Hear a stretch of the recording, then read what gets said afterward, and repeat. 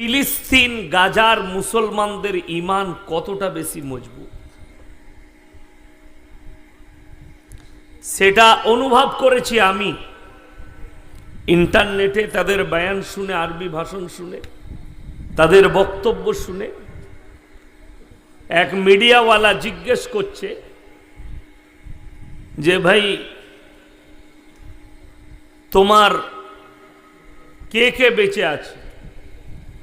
সে বলছে আমার 3টে মেয়ে ছিল, মারা গেছে, আমার স্ত্রী মারা গেছে, আমার মা বাবা মারা গেছে। তো বললে আপনি কি ফিল করছেন, কি অনুভব করছেন? কি বললেন জানেন? সে উত্তর দিয়েছে যে ইন্নাল্লাহ মা সাবিরিন, মেরে আল্লাহ মেরে সাথ, আল্লাহই আল্লাহ। জোরে বলুন না সুবহানাল্লাহ। এটা বলার জন্য ঈমানের প্রয়োজন। চোখের সামনে বাচ্চা মারা গেছে, বাচ্চার খেলনাটা সেই বাবার হাতে, বাচ্চা যে খেলনা দিয়ে খেলে সে বাচ্চা মারা গেছে। ঈদেতে মুসলমান 3 দিন 4 দিন 1 সপ্তাহ আগে থেকে আপনি বাজারে ছুটেছেন, সুজাপুরে, মালদায়, কালিয়াচকে, যে আমার সন্তানের জন্য কোন কাপড়টা আনবে। আপনি কিনেছেন, কিনতে চেয়েছেন, এটা পছন্দ হয়নি, এই কাপড়টা আমার মেয়েকে ভালো লাগবে, এই ড্রেসটা আমার বিবিকে ভালো লাগবে ঈদে, এই কাপড়টা আমার ছেলেকে ভালো লাগবে। গোটা বিশ্বের মুসলমান ঈদের কাপড় কিনাই রেডি ঘুরে বেড়াচ্ছে বাজারে। আর গাজার আর ফিলিস্তিনের নিরীহ মুসলমান তাদের বাবা মারা খুঁজে বেড়াচ্ছে এক টুকরো কাফন পেলে আমার ছেলেটাকে লেপটিয়ে দাফন করব। আপনি খুঁজছেন কাপড়, তারা খুঁজছে এক টুকরো কাফন, আমার বাচ্চাটা মারা গেছে, তাকে দাফন করব। বাবার চোখে পানি, একটু কাফন পেলে আমার বাচ্চাটাকে লেপটিয়ে জানাজা পড়ে দাফন করব। আপনি বাজারে গিয়ে খুঁজছেন কোন চুড়িটা আমার বিবির হাতে ভালো লাগবে, আমার মেয়ের হাতে কোন চুড়িটা ভালো লাগবে। আপনি গিয়ে খুঁজছেন কিরকম মেহেদি কিনলে আমার মেয়ের হাতে মেহেদি লাগবে।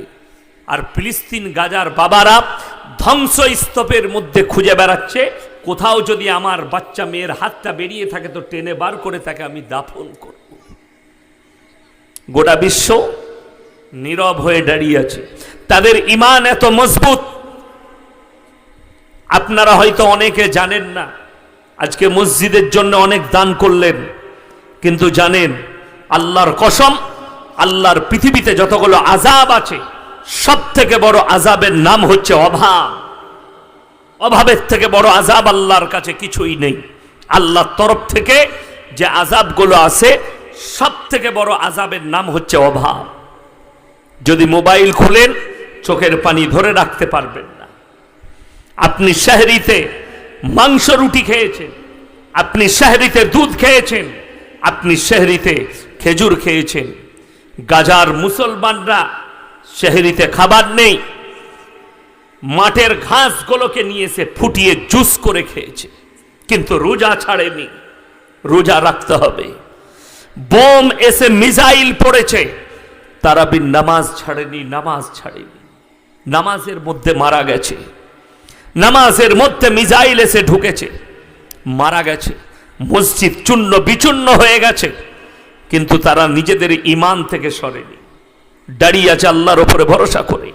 তাকিয়ে দেখুন, একটা শিশুর চিত্র দেখে গোটা বিশ্বের মুসলমানের চোখে পানি। খাবার নেই, বাচ্চা একা বসে আছে, তাকে খাবার দিবার কেউ নেই। সে ভোকের, নিজের ভোকের চোটে ঘাসগুলোকে চিবিয়ে খাচ্ছে ছিঁড়ে ছিঁড়ে, একদম কোলের ছেলে, বাচ্চা ছেলে, মায়ের কোলের বাচ্চা, 5 বছরের বোনের কোলে আছে, মা বাবা মারা গেছে। রুটি পেয়েছে, রুটি পানিতে ডুবিয়ে তারা রুটি খাচ্ছে। কোলের বাচ্চাটা দুধের জন্য অসহায়ভাবে কাঁদছে। দুধ নেই, পানি নেই, নালা ড্রেনের অপরিষ্কার পানি তারা পান করছে। আল্লাহর যতগুলো আযাব সব থেকে বড় আযাবের নাম হচ্ছে অভাব। গোটা বিশ্বে আপনারা কেন কামিয়াব নন শুনেলেন? বর্তমানে 240 কোটি মুসলমান গোটা পৃথিবী জুড়ে। দুটো বৃহত্তম ধর্ম, এক নম্বর হচ্ছে খ্রিস্টান ধর্ম অবলম্বী, দ্বিতীয় নম্বর হচ্ছে মুসলমান। 240 কোটি মুসলমান আছে। 48টা মুসলিম রাষ্ট্র আছে যাদের কাছে ইসলামী ক্ষমতা আছে, যাদের হাতে শাসন আছে, যাদের হাতে মিলিটারি আছে, যাদের হাতে পাওয়ার আছে, যাদের হাতে ডিফেন্স আছে, যাদের হাতে মিসাইল আছে, যাদের হাতে পরমাণু আছে। এরকম 48টা মুসলিম রাষ্ট্র আছে। ইহুদি কত? মাত্র 90 লাখ ইহুদি। হিটলারের জন্যে ইতিহাসের পাতায় হিটলারকে বদনাম করা হয়েছে। হিটলারের একটা ভাষা পৃথিবীর মানুষের চোখের সামনে ভাসছে। 60 লাখ ইহুদিকে চেম্বারের ভরে, গ্যাসের চেম্বারে ভরে মেরেছিল হিটলার। গোটা বিশ্বের দরবারে হিটলার বদনাম। হিটলার একটা ভাষা বলেছিল, কিছু ইহুদি ছেড়ে গেলাম, বিশ্বের মানুষ আমাকে মনে করবে একদিন আমি কেন ইহুদিদিকে চেম্বারে ভরে মেরেছিলাম। আজকে গোটা বিশ্বের মুসলিম জাহান বুঝতে পারছে হিটলার যে কাজ করেছিল দামি কাজ করেছিল, কোনো ভুল কাজ করেনি। যদি অনেকজন মনে মনে করবেন ইহুদি কি? কোরআনে আল্লাহ স্পষ্ট করেছে ইহুদি হচ্ছে মুসলমানের 1 নম্বর দুশ্মন। যদি কোনো ইহুদি বলে हम तुम्हारे अल्लाह को मानते हैं, हम तुम्हारे रब को मानते हैं, हम तुम्हारे रसूल को मानते हैं, हम तुम्हारे कुरान को मानते हैं, তারা যদি কসম খেয়ে নেয় জানবেন তারা মিথ্যা বলছে। তাদের কসমটাও তাদের কাছে বাসি ভাত, কখনো সত্য কথা বলেনি। কেন? ইহুদি আর নাসারা এই দুটো দলকে বাতিল করা হয়েছে কোরআনে। আল্লাহ বাতিল করেছে যে ইসলামের সব থেকে বড় দুশ্মন ইহুদি এবং নাসারা। আজকে তারা কামিয়াবি লাভ করেছে। আপনি সেই জায়গা থেকে বেরোতে পারবেন না। জাল ছুঁড়েছে, আপনাকে লেপটিয়ে ফেলেছে তারা। আজকে দেখলেন, আমি কিছুদিন আগে দেখছিলাম যে বাংলাদেশের কিছু গজল গায়ক, আমার আগে ইবাদুর ভাই গজল গাইছিলেন, এরকম ভাবে গজল গায়। তো তারা গজল শিল্পী, গজল করে, তারা প্রতিবাদ করছে গজলের মাধ্যমে ইসরায়েলের পণ্যগুলোকে বয়কট করো। তারপরে তাদের চিত্র বেরিয়ে আসছে সেই হুজুর কটাই হোটেলে বসে তারা থামস আপ আর কোকোকলা তারাই খাচ্ছে। আমি আজকে বলে নয়, ফিলিস্তিনে যুদ্ধ হয়েছে বলে নয়, জীবনে পোল্ট্রি মুরগি খাই না। আপনার থামস আপ কোকোকলা এই ধরনের জিনিস খাই না। আজকে আসার পরে কি ওটা আমের জুস না কি বলে ওটা, মাজা ঢেলেছিল। আমি বলে এইসব জিনিস আমিও খাই না, আমার ড্রাইভারও খাই না, আমার ম্যানেজারও খাই, জীবনে খাই না। আমি কুটুম বাড়ি গেলে তাদেরকে বলে দিই কাগজির লেবু দিয়ে চিনির শরবত করো, এর থেকে ভালো জিনিস আর কিছু নেই। আমাদের বাপ দাদরা যেটা ইউজ করতো, ঠিক কি না? মেহমান এলে কাগজির লেবু টিপে রস বার করে যে শরবত বানিয়ে দেয় চিনি দিয়ে। এখন তো বললেই এখন কি বুঝলেন, আমি এমনি গাল খাওয়া বক্তা, বেশি আমি চাপ আপনাদিকে দিয়ে যাব না। ইবাদুর ভাই বললেন না, না আমি বেশি বলবো না, অল্প স্বল্প বলবো। এখনকার বউরা সব কুটে লয়। যদি বলে ঘরে 10টা মেহমান আসছে, চিনিগুলো শরবত করতে হবে, মা যা কিনে নিয়ে এসো, শরবত কে করতে যাবে? রেডিমেড মাল, কথাটা বুঝতে পারেন নাই? রেডিমেড গুলবে না, নিয়ে আয়। বিয়েতে যাচ্ছি প্যাকেট, জলসায় যাচ্ছি প্যাকেট, মানে পাইপ লাগানো মাল আছে। পাইপে খাওয়াটাই তো ইহুদিদের কালচার। আজকে ভেবে দেখুন, জলসায় যান, বিয়েতে যান, যেখানে যাবেন, বেঈমান কাফেররা কামিয়াবি লাভ করেছে তাদের মেহনতে, ইহুদিরা কামিয়াবি লাভ করেছে। আপনার জানা আছে এই 1 গ্লাস পানি খেতে গেলে কতটা উপকার আছে? কেন? এর মধ্যে আপনাকে সুন্নত পালন করতে হবে। 1 নম্বর বিসমিল্লাহ বলে পানি পান করো, 2 নম্বর 3 নিঃশ্বাসে খাও। আর বেঈমান কাফেররা বলে বোতল লাগা, আর মদের মতো ঘুটমার, না বিসমিল্লাহ থাকবে না কিছুই থাকবে। ওই জন্য সব জায়গায় বোতল ইউজ হতে লাগলো। ইহুদিরা কামিয়াবি লাভ করেছে, আপনার পেছনে তাদের ষড়যন্ত্র কামিয়াবি হয়েছে, আর আপনি ইউজ করছেন। ইসলামের যে বুনিয়াদ আল্লাহ পৃথিবীর বুকে রেখেছে, এটা শিক্ষা আর এডুকেশনের দ্বারা রেখেছে।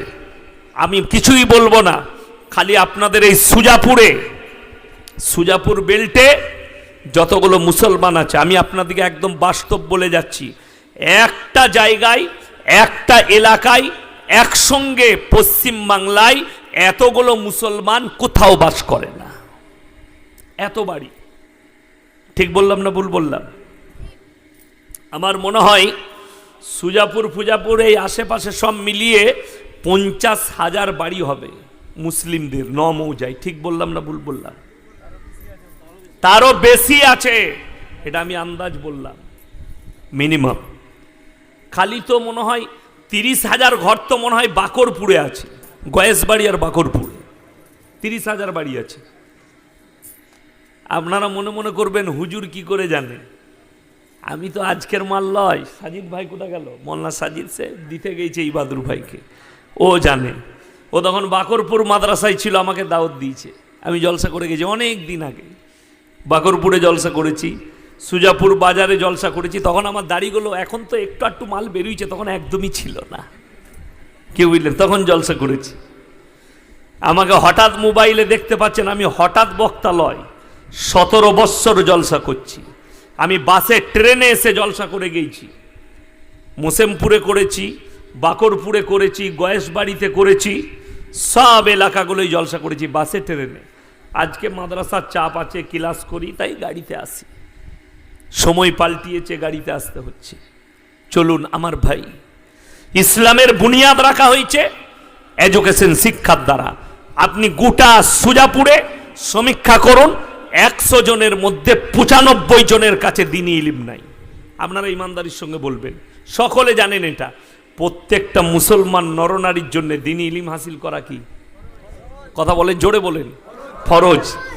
যদি ফরজ হয়, দ্বীনি ইলম মানে কি? মৌলবি হতে হবে, আলেম, কারি, মুফতি হতে হবে, মুহাদ্দিস হতে হবে না। দ্বীনি ইলম অতটা হাসিল করতে হবে যতটা করলে আপনি হারাম হালাল, দিন আর বদ্দিন চিনতে পারেন, শিরক আর বেদাত চিনতে পারেন, কুফরি চিনতে পারেন, বেঈমান কাফেররা আপনার উপরে যে ষড়যন্ত্র করছে সেটা যেন আপনি লক্ষ্য করতে পারেন। এতটা ইলম আপনাকে হাসিল করতে হবে। মুসলমান কি করে হারাম হালাল বুঝেছে? আপনারা যারা বসে আছেন, অনেকজন বললেন না, টাকা দিচ্ছে হুজুর দোয়া করুন, আমি লাস্টে দোয়া করব, আমি চাইলে আমাকে কেউ দিবেন, হুজুর দোয়া করে দেন, আমি দোয়া করে দেব। দোয়া কবুলিয়াতের জন্যে প্রথম শর্ত যেটা শরীয়তে ইসলামে রাখা হয়েছে, সেটার নাম হচ্ছে হালাল খাবার। হালাল খাবার খেতে হবে, তবে দোয়া কবুল হবে। মুসলমান হালাল হারাম কি বুঝে? মুসলমানদের ছেলে লরি চালায়, ট্রাক চালায়, হাই রোডে গাড়ি চালাচ্ছে, দাঁড়িয়েছে ধুলিয়ানের কাছে কোনো হোটেলে, রোডের ওপরে, নাইলে ওই শামসির কাছে দাঁড়িয়েছে কোনো হোটেলে। হোটেলে ঢুকেই বলছে, এক বোতল মদ দে তো ভাই, মদ খেয়ে নিলে। এরপর বলছে মুরগির মাংস আর রুটি নিয়ে আই।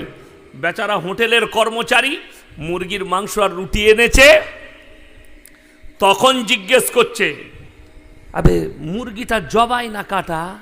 আমরা মার হারাম করকে জুতো করে। আচ্ছা, যে মদ খেলো তার আর জিজ্ঞেস করে লাভ আছে? লাভ নাই। তো মুসলমান হারাম হালাল কি বুঝেছে শুনিলেন? সে জানে মদটা খাওয়া যাবে, কিন্তু মুরগি খেলে জবাই খেতে হবে। তাইলে মুসলমান কতটা বিপজ্জনক বুঝতে পারছেন? আচ্ছা, আপনারা যদি সকালবেলায় উঠে মালদা টাউনে যান কোনো কাজে, ডাক্তার দেখাতে হোক, যে কোনো কাজে, তো মালদা টাউনে যান আর কলকাতায় যান, আপনাদিকে জিজ্ঞেস করা লাগবে না কোনো হোটেলে রেস্টুরেন্টে খেতে গেলে, দাদা মুরগিটা জবাই না কাটা? কথা বলেন, লাগবে না? লাগবে না। জিজ্ঞেস করতে হবে যে এটা কি, জবাই না কাটা, আপনাকে জিজ্ঞেস করতে হবে। আমার মুসলমান ভাই, অনুরোধ করে বলে যাচ্ছি, আপনি এটা বুঝলেন জবাই করা মাংস আপনাকে খেতে হবে। সকালবেলায় উঠে সুজাপুর বাস স্ট্যান্ডে গেছেন, আপনি শুনে গেছেন ইয়াসিন ভাই বলে গেছে জবাই করা মাংস নিতে। সকালে গিয়ে বললেন, দাদা আমাকে জবাই করা 1 কিলো মাংস দে। কিনছেন জবাই করা মাংস, টাকাটা আবার সুদের টাকা, সে একই মাল দাঁড়িয়ে গেল। কথাটা বোঝাতে পারলাম? এই সুদের বায়ান করা খুব বিপজ্জনক মৌলবীদের জন্য। এই সুদের বায়ান করব, সকালবেলায় যেগুলো সুদখোর মাল থাকবে আপনাদের গ্রামের, তারা সকালবেলায় চায়ের দোকানে বলে বাজে মৌলবীবে ওটা, ওই মাল কটা গাল দিবে আমাকে, দিবে না? দিবে না তো তোমরা গাল দিলে তো ফতোয়া পাল্টাবে না। কোরআন খুলেন, আমি বলবো না, আমার বাপের ডায়েরি নয়, কোরআনে আল্লাহ সুদ সম্পর্কে স্পষ্ট করলেন, ওয়াহাল্লাল্লাহুল বাইয়া ওয়া হাররামার রিবা। হে আমার নবী, পৃথিবীর মানুষকে বলো তোমাদের জন্য সুদকে হারাম করা হয়েছে আর ব্যবসাকে আল্লাহ হালাল করেছেন।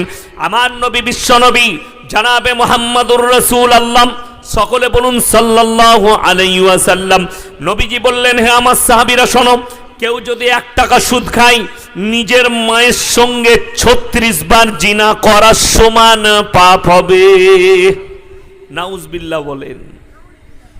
1 টাকা সুদ খেলে 36 বার মায়ের সঙ্গে জিনা করার সমান পাপ হবে। আপনি এটা জানার পরেও যদি সুদ খান, আপনার জবাব আপনি দিবেন আল্লাহর কাছে। আমাকে গালি আপনি দিতে পারেন, আল্লাহর কসম না কোরআনের আয়াত পাল্টাবে না রাসূলের হাদিস পাল্টাবে। গালি মৌলবীকে দিতে পারেন, আমাকে যত গালি দিবে দাও, শুনে রেখে দেন, একটা শব্দ শুনে যান। আল্লাহর কসম খেয়ে বলছি, পৃথিবীর যতগুলো শক্তিধর দেশ আছে, যত শক্তি আছে, সব যদি এক স্থানে দাঁড়িয়ে যায়, আল্লাহর কসম আমার আল্লাহ ওয়াদা করেছেন, ফালান তাজিদা লিসুন্নাতিল্লাহি তাবদীলা। কিয়ামত পর্যন্ত আমার বিধানের একটা জের জবরের পরিবর্তনের ক্ষমতা পৃথিবীর কোন শক্তির নেই। জোরে বলুন সুবহানাল্লাহ। গোটা শক্তিকে দাঁড় করিয়ে দেন একদিকে, কোরআনের জের জবর পাল্টাবার ক্ষমতা পৃথিবীর কোনো মৌলবি, মুল্লা, পীর, ফকির, কোনো পরমাণু শক্তিধর দেশের নেই, চাইলেও পারবে না।